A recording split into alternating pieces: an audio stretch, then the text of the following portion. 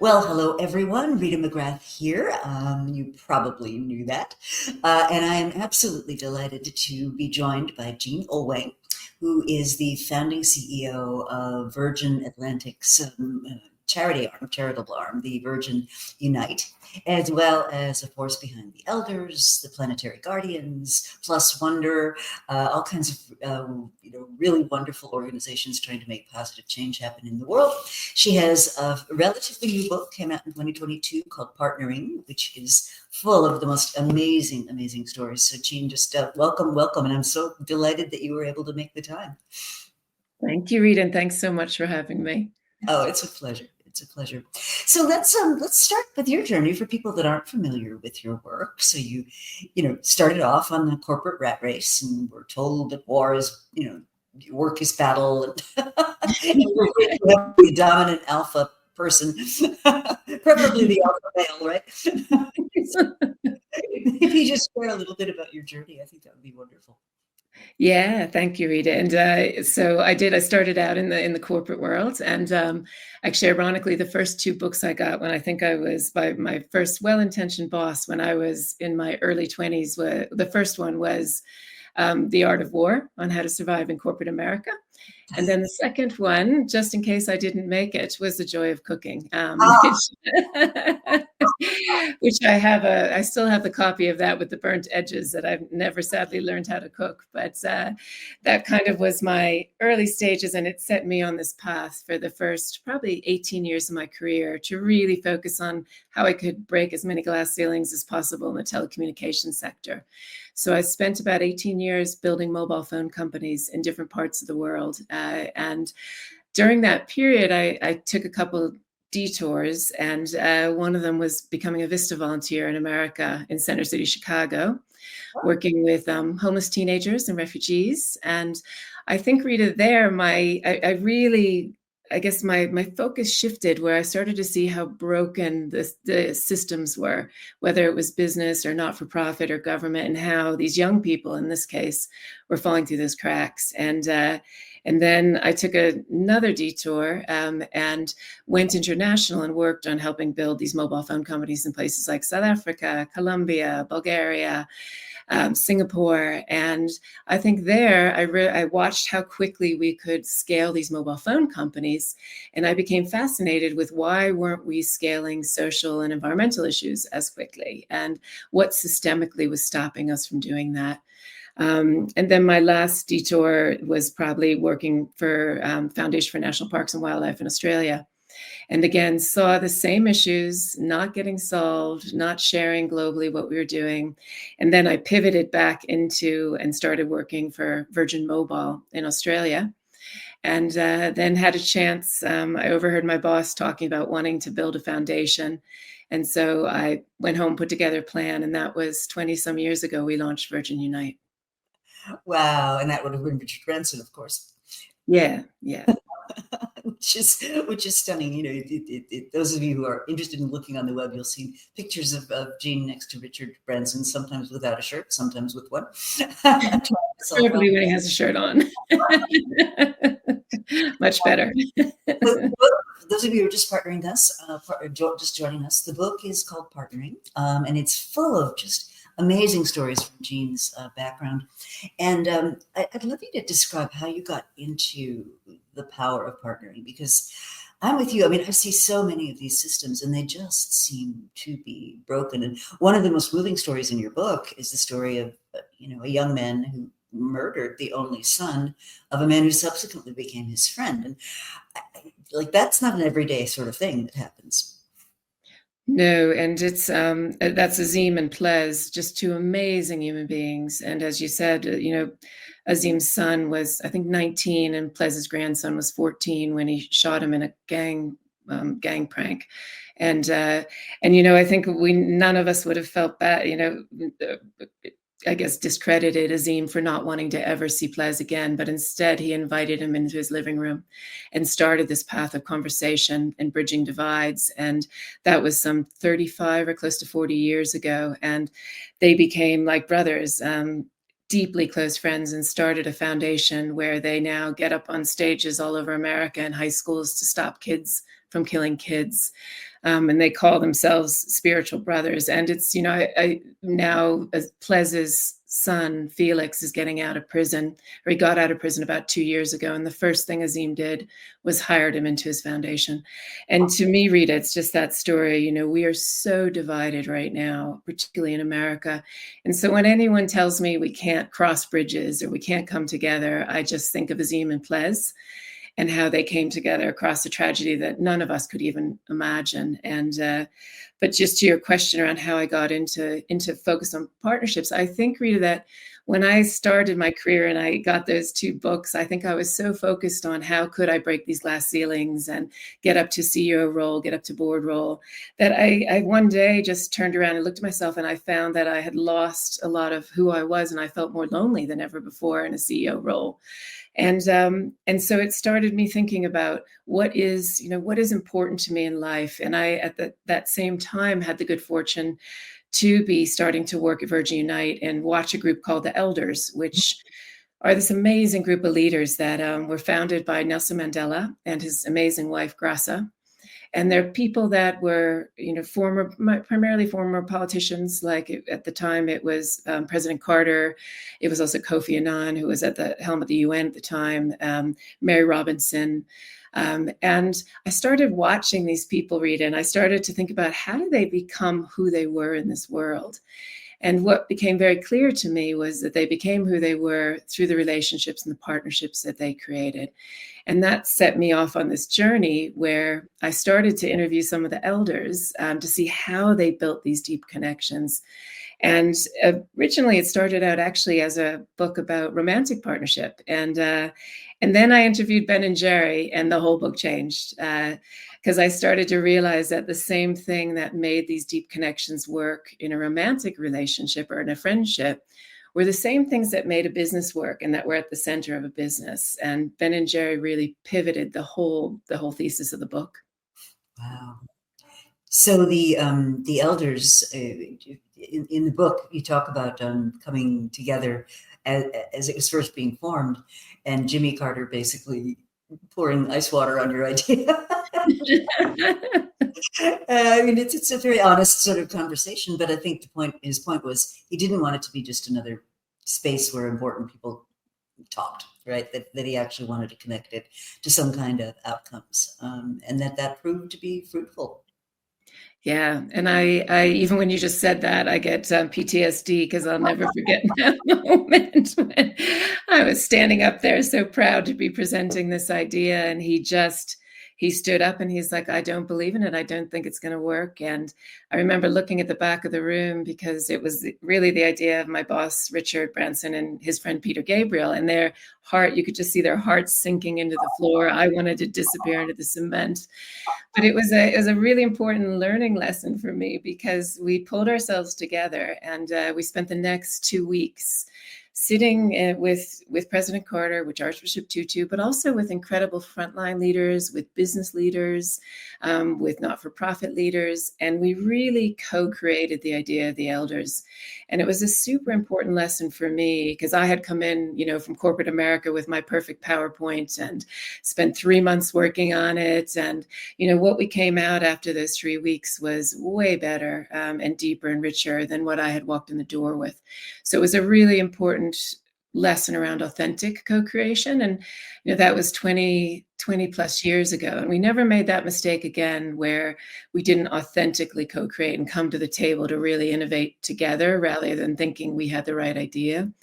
And it was funny because, President Carter then became probably the biggest supporter of the elders because he was part of the co-creation. And years later, when he retired and well into his 90s from the elders, he stood up and he said, this is one of the most important things I've ever done in my life. And again, I believe because it was because of that co-creation with a group of very diverse people. And the different perspectives people bring must have been amazing. And I think one of the things that struck me in the book and about your own work is how much human hope there is in it. My husband is a news junkie, and I don't think it's good for him these days. Definitely not good for him. I set my limits because there's just always so much of a deluge of bad bad faith, bad news, political maneuvering, blaming out groups for everything that's wrong. And your work really offers a bit of an antidote to that, a bit of hope. And one of the stories that runs throughout the book is the story of how we kind of figured out how to stop the hole in the ozone layer from continuing, and eventually led to actions that got to it healing. And to me, that's a wonderful, really uplifting example of a large-scale social change that actually worked. So maybe unpack that for us a little bit. And then if you want to talk about each of the principles of the partnerships that you talk about in the book, that would be great too. Yeah, and thank you. And also thank you for your work. I mean, you're such a community builder, connector, just extraordinary. I have the privilege to be part of one community that I know you helped start. And those are points of hope, I think, right now. And I think that sense of community and that sense of building these circles of deep connection are what gives us hope and keeps us going. And, Tutu used to call it that we're all prisoners of hope. And which is, I love that phrase. And yeah, super powerful. And I think, we don't have the luxury of not having hope, and we cannot allow ourselves not to have that hope for future generations that are coming up and leave them with no hope. So, but you're right, like the ozone story, I am obsessed with. This is it's just an amazing cast of characters. And for the last probably 15 or so years now, I've been sitting at their feet, learning from them. And, I was thinking about it when, before I got on this podcast, because you have that beautiful book on inflection points. And I was actually thinking about the early years, because it all started in around 1974 when these two amazing scientists were Sherry and Mario were really discovering that CFCs, which at the time, if anyone that's listening to this and as old as I am, you'll remember that they were in hairspray, they were in deodorant, they're in refrigerators, were destroying the ozone layer. And it was really interesting because when they first found out, they were so passionate about it that they published an article in Nature magazine immediately, and they thought the whole world would react. And instead, the world did the opposite, because they got attacked by their fellow professors. They got attacked by the $8 billion CFC industry, calling them spies. Students stopped coming to their classes. And this didn't last just for a day or a year or even a month. It lasted for an entire decade. And I had the really good fortune to meet Mario before he sadly passed in 2020. And I asked him, I said, Mario, how on earth did you weather these attacks and keep on going? And he said, friendship. He just said that simple word to me, friendship. He said, Sherry and I were so close, we were never going to stop until the world listened. And they didn't. And a decade later, 3 scientists at the British Antarctic Survey and an amazing American scientist, Susan Solomon, and others, proved that there was this hole in the ozone layer. But the inflection point was interesting for companies, because if you take DuPont, which was the largest producer of CFCs in the world at the time, when in 1988, when there was absolute scientific proof that there was a hole in the ozone layer, the chief scientist in DuPont, Mac McFarland, had the courage to align with another leader, Joseph Glass, and they came together and convinced DuPont's leadership that they needed to phase out CFCs.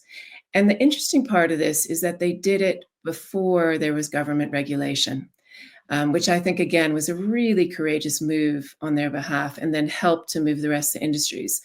And then Glass actually was one of the ones who helped work across competitive lines to phase out CFCs more rapidly, and to make sure that countries that weren't causing the problem had the IP, had the technical assistance, had the funds.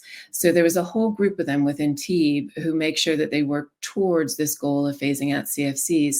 But I think the other interesting thing, part of that story, is DuPont was ahead of the inflection point caused by the regulation, because they believed in the science. But the beauty of it was, it also, listening to Mac and Glass, who I didn't obviously know, but they also talked about, like Joseph Glass talked about when he came home that day, when they made the decision to phase CFCs, he told his 6 children and his wife, and they had this amazing celebration. And he talked about how good it felt that he was doing the right thing. And he became one of the leads in DuPont in phasing them out. And then Mac, years later, when he retired from DuPont, TEEB, the organization that was phasing out CFCs, was a combination of environmentalists, activists, government leaders. They had this massive party to celebrate him as being that one that really helped tip companies to start that shift. So I think it's also about culture when you do the right thing and how that kind of builds those deep connections and relationships. But at that inflection point, they were ahead of the curve because they did the right thing. But the ozone community overall, they had so many learnings for us. They had that intoxicating purpose around closing the hole, which everyone could get their arms around, understand. They had really clear targets for companies so that they knew what that roadmap was. They knew when they had to phase out, how they could phase out. They had assistance along the way. So it was a really clear roadmap, which I think we miss sometimes right now. And they had these deep connections at the center, which I think were the most important thing. So you had of diverse connections across all kinds of political and sectorial. So you had the scientists, but you also had Margaret Thatcher and Ronald Reagan. And we would not, which are two very unlikely environmentalists at the time, but we wouldn't have the Montreal Protocol without them. They helped us bring in, I think it was 197 countries. It's still the most successful treaty of our time. And then you had the public, it was across sectors and these deep connections at the center. Many of them still, something like 40 years later now, are still working on this issue together. So it's an amazing story of not just hope, but deep success, because by 2065, NASA predicts that the ozone hole will be largely healed. Wow, that's an Sorry amazing. to go on a bit. I could talk for hours about that story because I love it so much. It is such a great story. So, what I often find with that though is that it did a few things to solve that problem that I think a lot of social entrepreneurs, people trying to make change in the world, sort of get wrong. So the first thing was everybody knows what a hole is, right? Yeah. So they gone to the journal Nature, and they could have said, well, it was a D level concentration of blah blah blah, and their average person's eyes would have glazed over. But everybody knows what a hole is, right? So, Yeah. so they made it clear. They also had a clear villain, the CFCs. Yeah. And you had this whole first group of actors agreeing on a common course of action, even if some of them would, at least for the short term, suffer a bit financially. And I just think some of our causes, we get too wordy about. The problem is we don't really think about aligning everybody's interests. We don't have those difficult conversations like the one you had to have with the elders and really get people united around, okay, here's the course of action. And I think so many social problems, we just really suffer from not telling our story in a really compelling way.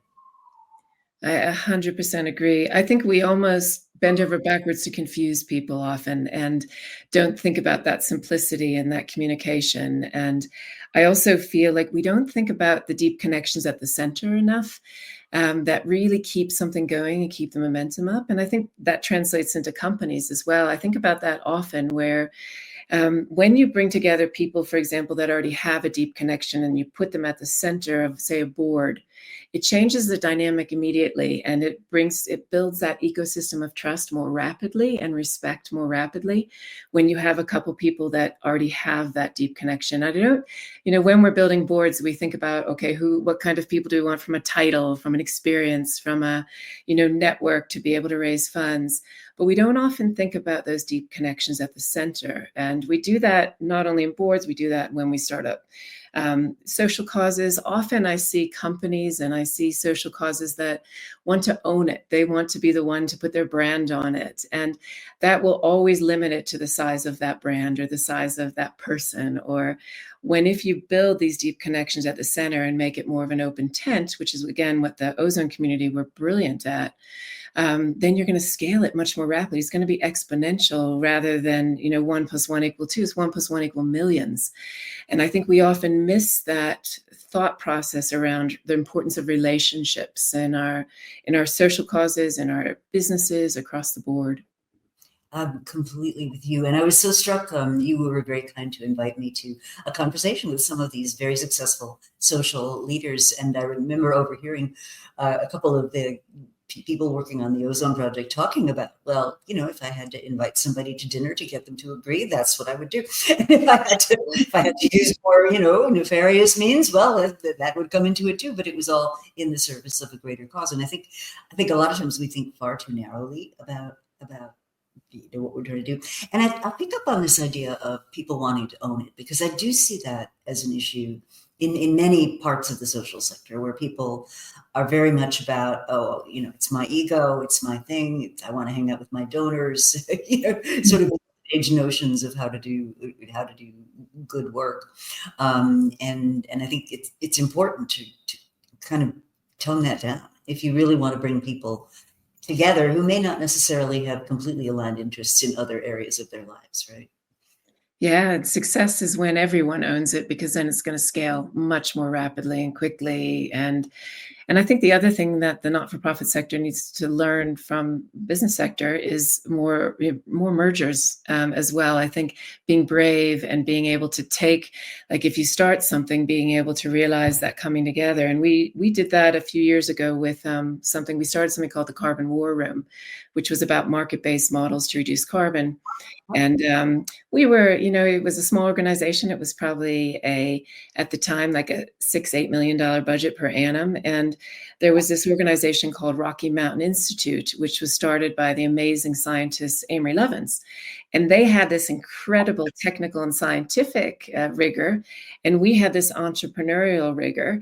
And we merged the two organizations, and we merged Carbon War into RMI. So we lost that brand of Carbon War Room. But it was beautiful because all of the donors at the time in Carbon War Room realized that by doing this, we were going to have a much larger impact in the world. And today, now, a decade or so later, after that merger, that organization, because RMI at the time was probably about a $10 million organization. So it was about a $12-15 million organization when we first merged them. Today, it's well over 200 million, with hundreds of people having incredible impact all over the world. And so I think also just thinking about, particularly in today's world right now, how do we bring things together that are going to have more impact and more effectiveness, and not be frightened to do that?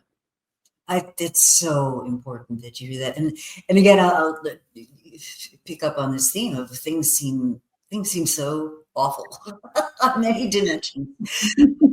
So perhaps talk a little bit about what characterizes these really deep partnerships, because I know you've done a ton of research on this, looking at people like Ben and Jerry and folks who are solving big problems out there, and some commercial, some not. But perhaps talk about your framework, because I think it's a challenge to some of the things that get taken for granted in business. Yeah, and I think there is a lot of bad happening out there right now. I agree with that in the world, but I think we need to counter that with the stuff that's not being heard, the stuff that's working. And as I mentioned when I interviewed Ben and Jerry, it was just the most amazing 2-hour interview. And I've never, Rita, heard the word love mentioned so much in a business setting in my life, and had so much laughter and joy. And if I take in that interview, a lot of the 6 principles we call the 6 degrees of connection emerged. And because Ben and Jerry, they weren't just starting an ice cream company. When they started their company, they were starting a company that they wanted to change the world.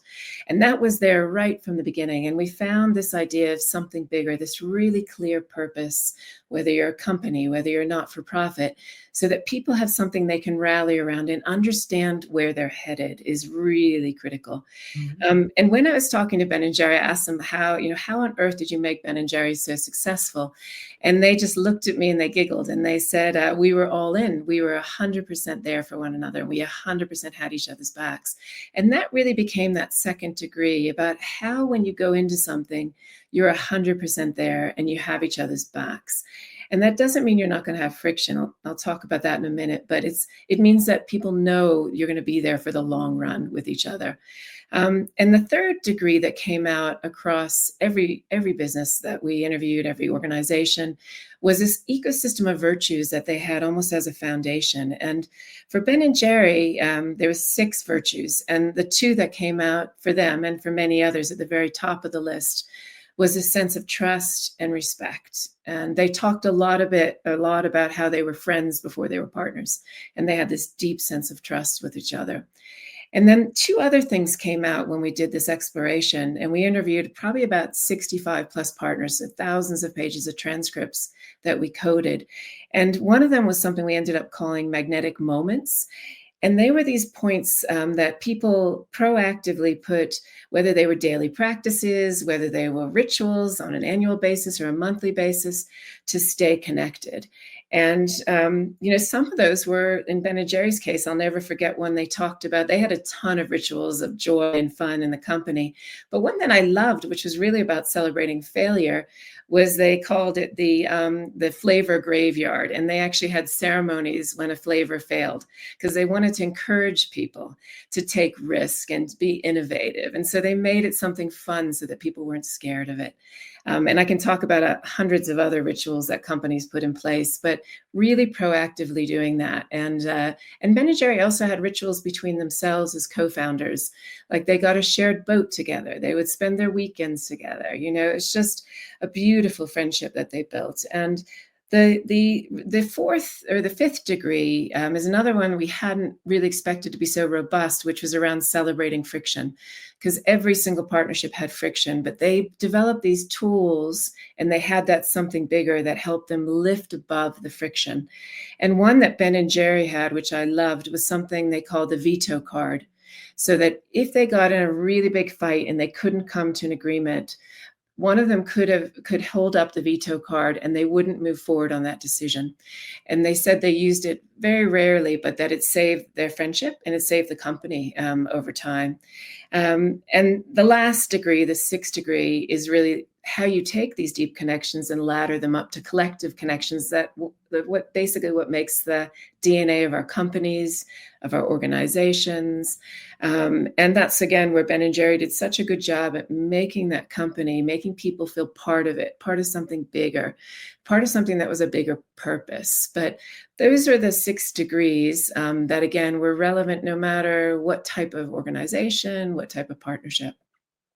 That's super interesting and very human, but also you could see, I mean, I can certainly see how easily those could be damaged, like if you're not incredibly mindful about maintaining those ties, where that could happen. Years ago, Rita Hughes wrote this wonderful book called The Living Company. And I think he, was sort of working on the same track that you were. And in the book, he very movingly talks about what happens when a company needs to do layoffs. And that if it's done in the sort of classic corporate way, and today, we fire people by Zoom today, it's awful. But he said if it's done in the classic way, what it does is it disrupts the community, and it puts in place kind of a destruction of these very human connections of the kind that you're talking about. And I think that's fascinating. And really good leaders have figured out how to navigate without that. And more resilient companies seem to do better. The companies that have these very human connections. One that I'm thinking of that you talk about in the book is Airbnb. When the bottom dropped out of that business in 2020, I think it was, during the pandemic. Two stories that relate to Brian Chesky, who's their CEO. But the first one was they made a mistake. They unilaterally decided to refund all the deposits and put their hosts in a really terrible position, and then had a lot of repair work to do around that. But the other thing I thought was a really interesting story is how they conducted layoffs in that situation, where they basically said, look, you guys are wonderful people, but we have no money coming in the door and can't, we have to let some people go, or we'll have to let everybody go.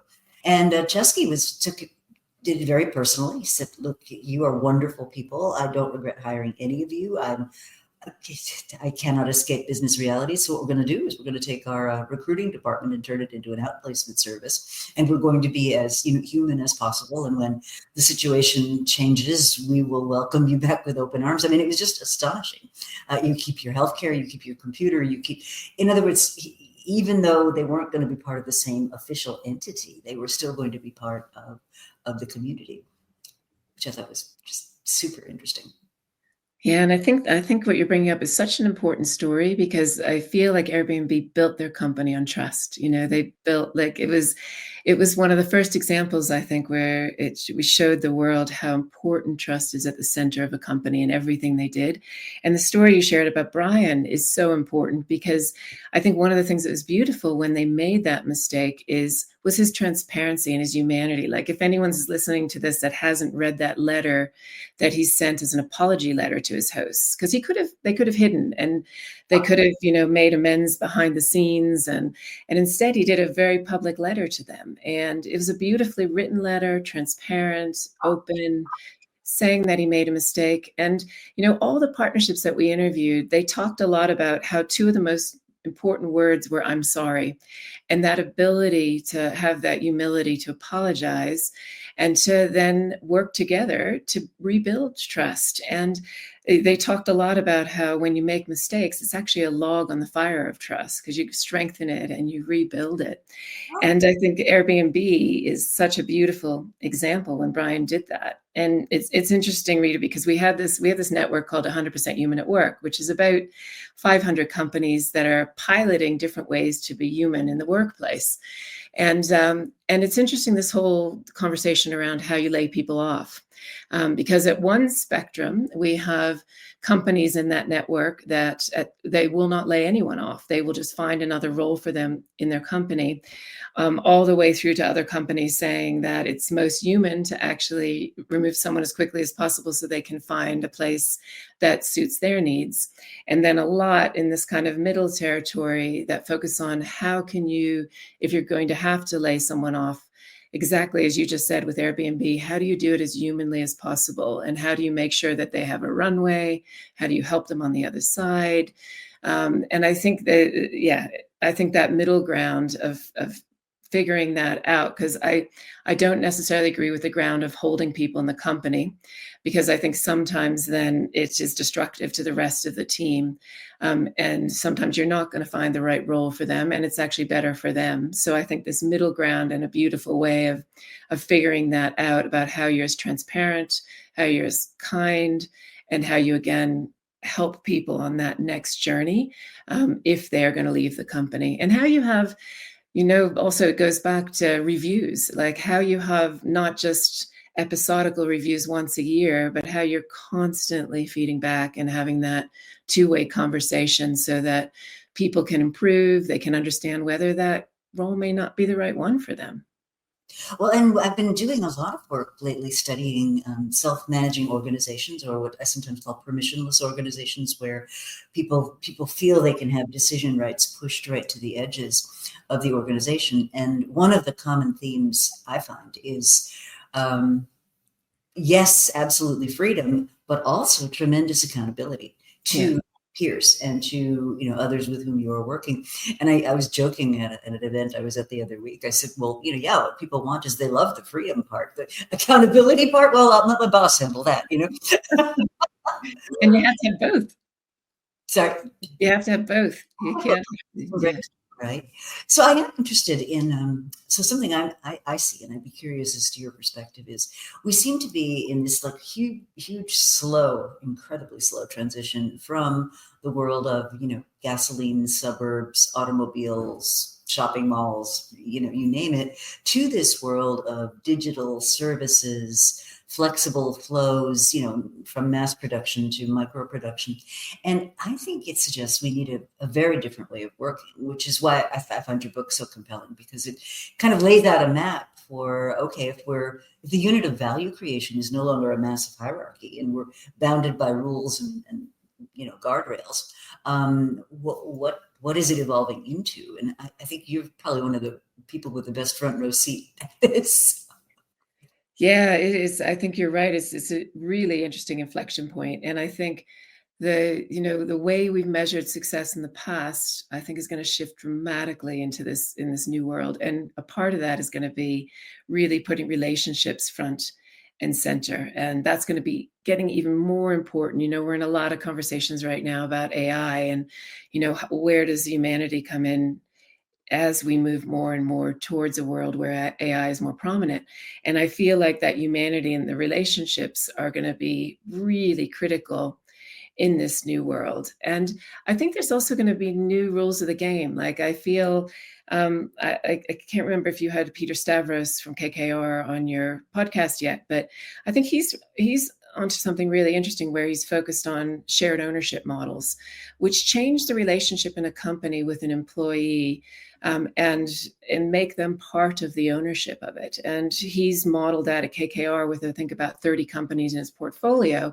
And he's found profitability in the companies where they've got it right with the shared ownership model has increased significantly.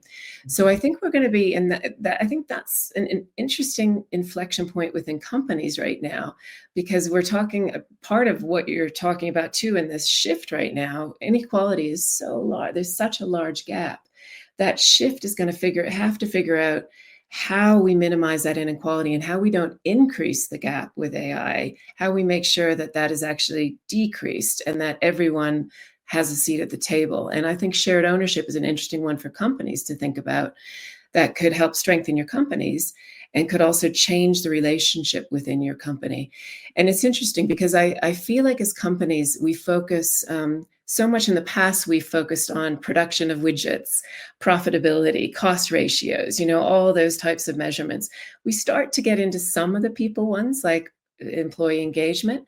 But I think in the future, we're going to look more closely at relationships and connections within companies. And one of the things that I found really interesting in the Gallup, it was the Gallup poll, where they found that I think it was something like 79% of people in companies right now are not engaged, 79%, which is extraordinary when you think about that. And can you imagine if we flipped that upside down and you had 79% of people coming into work every day engaged with some type of purpose in their company? We would live in a radically different world. But I think one of the interesting things under that stat is they found that companies that had higher levels of engagement, people within the companies had a best friend at work. Built that ecosystem of trust. So I think that's going to be the interesting thing in this next phase as we move into more of a world that's digital based, that's AI based, is how do we at the same time ensure we don't lose that sense of relationship and those deep friendships that can build those ecosystems of trust in a company. And I think that's where we'll see companies succeed, because right now, I think it's something like 70% of people in the Edelman Trust Barometer feel like leaders are lying to them, whatever sector that is, business, not-for-profit, or government. So I think the companies that can figure out how to bring trust back in and be those centers of trust will be some of the leaders in the future. Yeah, I do too. So, I mean, one of the things that I admire so much about your work is I think you really laid a groundwork for what this next design of organizations almost needs to be. So if you think about the past technological regime, and the Venezuelan economist Carla Perez talks about this a lot, which is, we've had these massive underlying technological shifts in the past, and they have tended to follow a pattern. So you've got a bubble period when finance controls everything and it's all about shareholder value and massive inequality and just the kinds of ills that we're experiencing right now, global unrest, a shift in the world order. And then you've got this period of kind of passing through that, and you open the possibility of a new golden age. So if I think of things as disparate as what's a corporation, right? We forget corporation, the way that we run companies now wasn't really formalized till sort of the 1850s. I mean, it was a long time ago. And bureaucracy, which was a big improvement over what came before.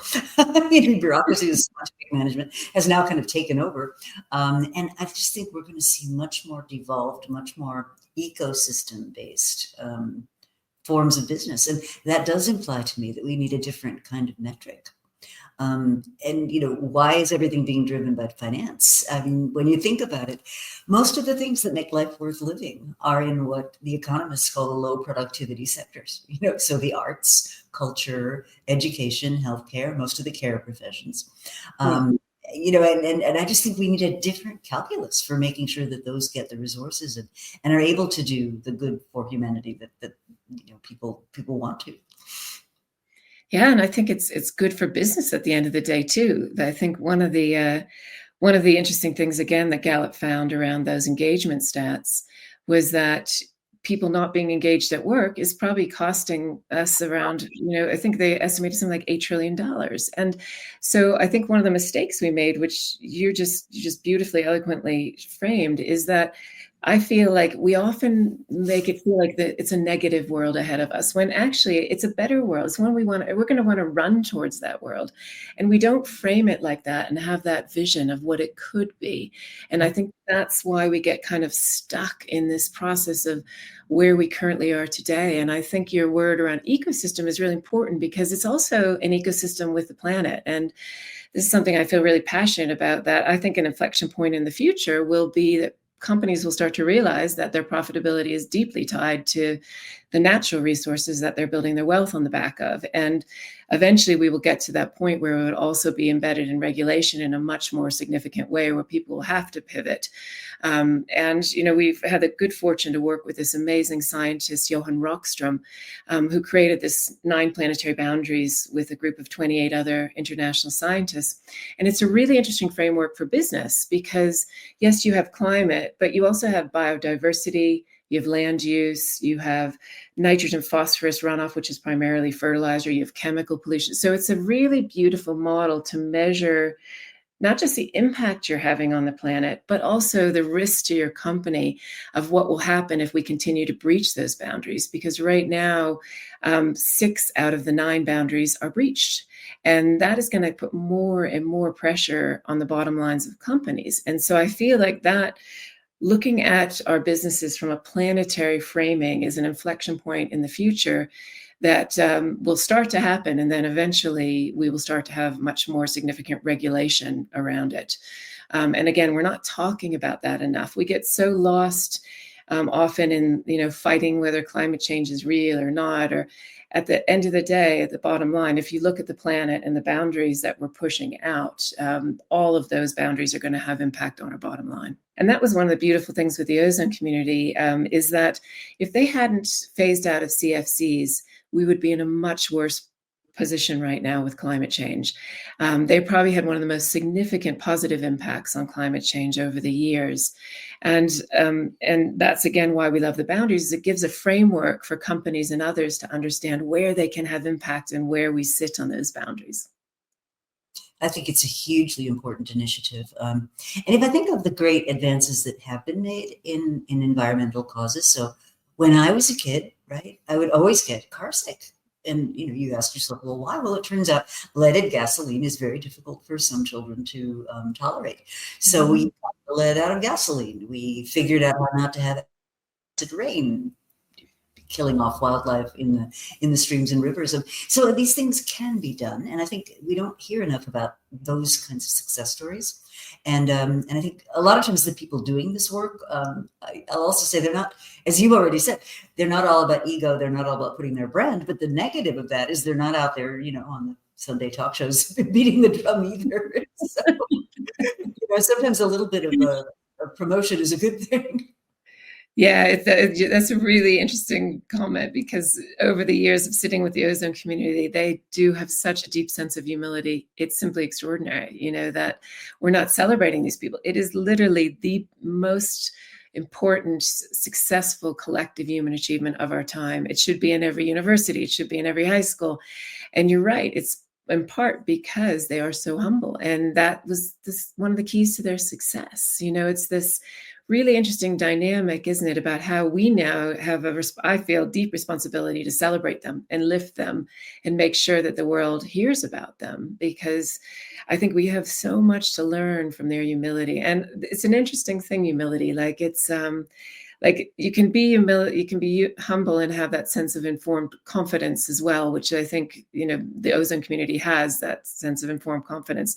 But I remember at Kofi Annan, who was one of the elders during his celebration of life, one of his team members actually got on stage and they talked about how he had a quiet power, how he still had that sense of power, but he didn't need to be the loudest in the room. He didn't need to be the one demanding all the attention, but he quietly made things happen. And when I think of people like Mary Robinson, or, I think of others like Guilherme Leal, who's at the helm of Natura, this amazing Brazilian company. I think of those types of people that have that quiet power. And I think that quiet power is going to be, in this new world, I think one of the most important leadership qualities is how you make things happen without focusing on hyper individualism, which is where I think we are right now. Well, and I would agree with that. And I think we've gotten to a pretty sad place. I'm sure you're familiar with Jonathan Haidt's work on the impact of particularly social media on young people's development. People spend more time staring at a screen than they do in conversation with other human beings. And people are just feeling very, a lot of they're very isolated. I think a lot of the social institutions that used to tie people together have eroded or aren't getting the time and attention that they need. And there are many, many explanations, but I think there's a hunger for something to replace that. And I think when you talk about these deep connections, people kind of perk up. They want to know more, right? They want to, how do I get some of that in my life? Yeah, and I think you're spot on about these institutions that have disappeared where we used to come together. And I think business has a really interesting role to play right now in this moment, because if you look at, again, the latest Edelman Trust Barometer, they looked at institutions which were effective, and then ones which also had moral authority. And it was really interesting because business is in that prized upper right-hand quadrant. And you have government and media in that lower left-hand quadrant. And then you have not-for-profits kind of floating just on the other side of business, being less effective than business in terms of people's perspectives. And so I think we have this interesting responsibility and opportunity as companies right now to figure out how we can fill in some of those gaps where people will spend 30% of their lives with us in their companies. Like, how do we make sure that every moment is meaningful? Like one of the Virgin Group HR directors, people directors, we call them in Virgin, had this beautiful quote where they said, it's about the million magic moments, where every single interaction you have with someone, you have a moment to either make or break their day or even their life, or make or break your culture. And so I think we have this opportunity as companies to think about, how do we bring humanity back in the center? How do we create these deep connections and these relationships where people want to come into work? They feel like they're part of something bigger when they come into their office every day. And I think those things will make our companies stronger as well. And I think, again, business leaders have a huge responsibility right now. I would agree. Yeah, I would agree. And I think the other dilemma that I think a lot of leaders have, and perhaps your work helps us get out of this, is a lot of them feel very anxious. They feel lonely. They feel that the problems they're being asked to weigh in on are just insurmountable. They feel very alone. And so they haven't built for themselves that deep, I've got your back, I know what you're going through kind of partnerships. For those of you that are just joining us, my guest is Jean Oelwang, and we're talking about many things in addition to her terrific book, Partnering, which is all about a bunch of research she did about truly extraordinary combinations of human beings that accomplished amazing, amazing things. And I think business has that potential. If it's not just a collection of human beings getting a paycheck, but it's really a living, sort of much more organic form. And I think there are examples. So one company that comes to mind is this company called Morningstar. It's a tomato processing company in California. From the beginning, they've really dedicated themselves to self-management. And so I was interviewing one of their former executives the other day, and he said, well, everybody works out what everybody gets paid. We're totally transparent about that. So you get your sort of salary for what the kind of work that you're doing. And then you get a plus because we don't have to pay a whole bunch of managers on top of all that. And I thought that was such an interesting revision to the way we normally think about organizational structures and organizational design, because, if I don't have to pay the manager, I can afford to share more with the employees. Yeah, and I think these interesting models of companies, I think you're right. There's so many beautiful, like, I don't know if you've ever heard of Buffer, which is this company that, defaults transparency. So everyone knows each other's salaries and it's just they built their company on transparency. But I also feel like Natura falls in that really interesting model where they've built this incredible ecosystem where they work in Brazil with indigenous communities across the Amazon. They have 200 some thousand what they call consultants that work with them. And these consultants are, yes, of course, selling their products, but then they're also looking at working with these families in the Amazon and communities in the Amazon to create new sustainable product ideas. It's just a beautiful example of a company that was also, I think that they were net zero years and years ago, way before the curve.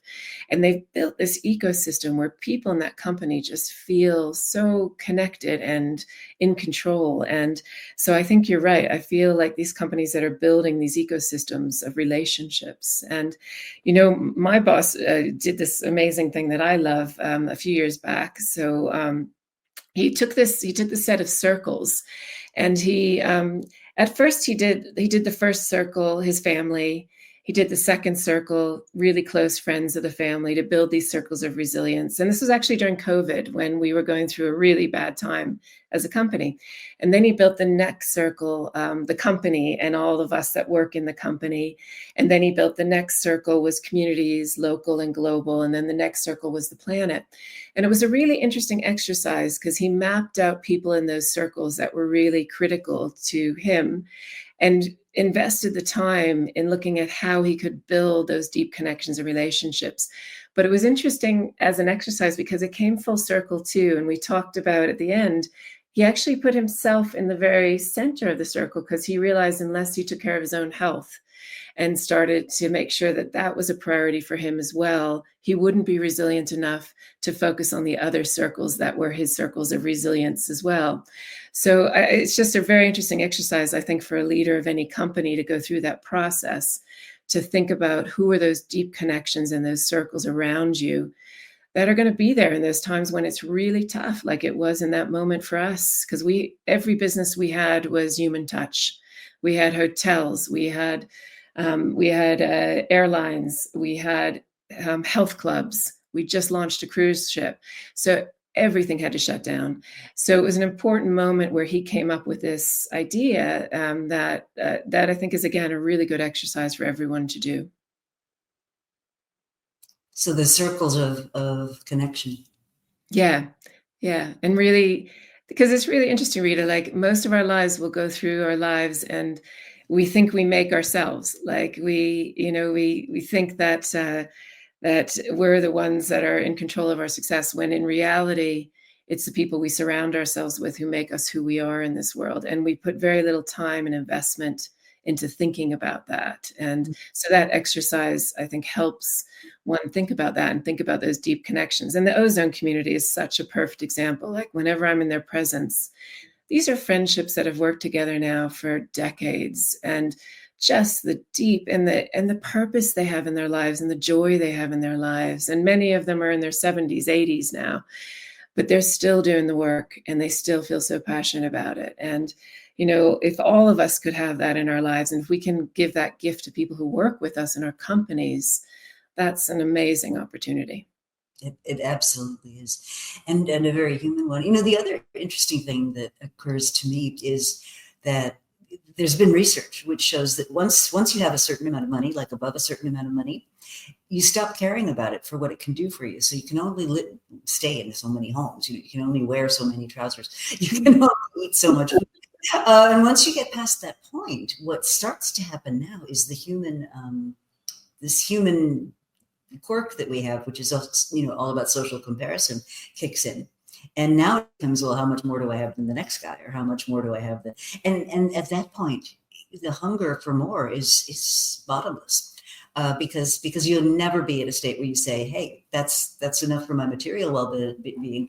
Let me invest in these other things. And there's actually research that shows these people are miserable. And not that Richard Branson isn't a fabulously wealthy man, but he's also wealthy in all these other ways. The connections and the care and the communities that he's built up around him. Yeah, and can you imagine if more people in the world, like one of my favorite business leaders is Andy Cooper, who started something called Leapfrog Investments. And, he decided that he was going to point his focus not on making wealth for himself, but how he would build a business that focused on the underserved in the world to help lift them up. And Leapfrog Investments now reaches over 500 million people. They've created over 30 million jobs. And in their portfolio of insurance services and other organizations, the revenue generation per annum is about $7 billion. And so I feel like this is an interesting inflection point that's going to be coming in the world too, is understanding that there's business opportunity in uplifting people, and that is going to bring you more meaning and joy in your life than just building a company to figure out how you can earn more money for yourselves. I remember being in a conversation once with a group of people directors, and them like insisting that CEOs needed to earn a certain amount of money, or you're not going to attract the right person, and there's a balance in there. I think we've got so out of control with that. And how do you make sure that there's a balance where it's not all about that? It's about, what kind of company they're building. Someone who I love, who I think built some great organizations. I had the real privilege of working for him when he was CEO of Virgin Mobile in the US. It was Dan Schulman, who was the CEO then of, I think, American Express, PayPal in his career. I think he just retired now from PayPal. But he had such a focus on how do you uplift everyone in your company, in your communities. And I can remember years ago when we were working with him, when on purpose, we sent him out on the streets with his team with $1, and they had to spend 24 hours on the streets of New York. And it was a really interesting, humbling experience for the entire leadership team about understanding what it's like for someone to have nothing on the streets of New York. And it changed the whole framing and perspective of that leadership team. And, Dan was up for all kinds of stuff like that to make sure that they were really understanding the issues that they were going to get behind. Yeah. I mean, another thing that I find astonishing when I talk to senior leaders is oftentimes how little they know about what's really going on in their companies. A famous example was Mark Bertolini when he was CEO of Aetna. And one of his employees finally came to him and said she'd been volunteering at a food bank. And she said, do you understand that your most lowly paid under employees are coming to a food bank? And you are, a major multinational company with billions and billions in revenue, and your people have to come to a food bank? And he said it just struck him like a thunderclap. And he was one of the very first CEOs to say, okay, we're going to raise our minimum wages to, it was $15 an hour. We're not talking life-altering amounts of money, but at least they didn't have to go to the food bank. And a lot of other CEOs were very critical, as I recall. But it turned out to be okay. Well, I don't want to impose more on your time. This has been a wonderful, wonderful conversation. So you've got the Planetary Guardians. You've got your own foundation. You've also got all these other little organizations that are moving the world in a better direction. If people want to be helpful or get involved, what should they do? Yeah, and we'd welcome anyone to collaborate with what we're doing right now. And they can go to pluswonder.org, which is the not-for-profit behind the book, partnering all around how we spark relationships and deep connections of purpose in the world, or Planetary Guardians or Virgin Unite. And Virgin Unite has an ecosystem now of about 22 different organizations that we've incubated and spun out into the world. So we'd love to partner with anyone that's listening to this. And again, just a big thank you to you, Rita, the work you're doing, the relationships and the connections and the network you've built. I heard about you before I met you because you got an award in Ireland, actually, and I was with this community, and they were just singing your praises. And anyway, so just a huge thank you for all you've done in this. Thank you. And I'm looking forward to the next time we can meet in real life. Yeah, that sounds great. Thank you again.